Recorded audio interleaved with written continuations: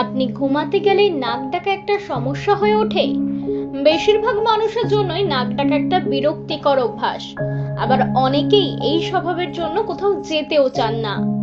নাক ডাকা অবরুদ্ধ শ্বাসনালী, স্থূলত্ব, ঘুমে ব্যাঘাত এবং অন্যান্য বেশ কয়েকটি কারণের জন্যই হতে পারে।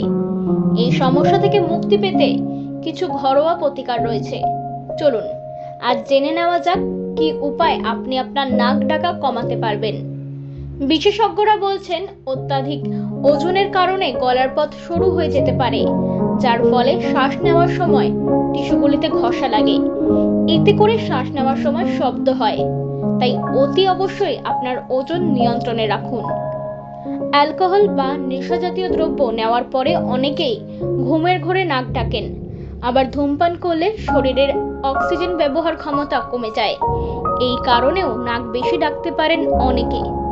প্রচুর পরিমাণে জল খাওয়ার অভ্যাস করতে হবে। প্রচুর পরিমাণে জল খাওয়ার অভ্যাস করতে হবে। এতে করে নাকের রন্ধ্রে লেগে থাকা আঠার মতো দ্রব্যগুলি দূর হবে। নাক ডাকাও ধীরে ধীরে কমে যাবে। ঘুমাতে যাওয়ার অন্তত 2 ঘন্টা আগে রাতের খাবার খেয়ে ফেলুন। এতে করে জেগে থাকা অবস্থায় খাবার হজম হয়ে যাবে। এর ফলে রাতে ভালো ঘুম হবে, নাক ডাকাও কমবে। এরকম আরো নানান তথ্য পেতে আমাদের সাথে থাকুন। লাইক, শেয়ার এন্ড সাবস্ক্রাইব করুন।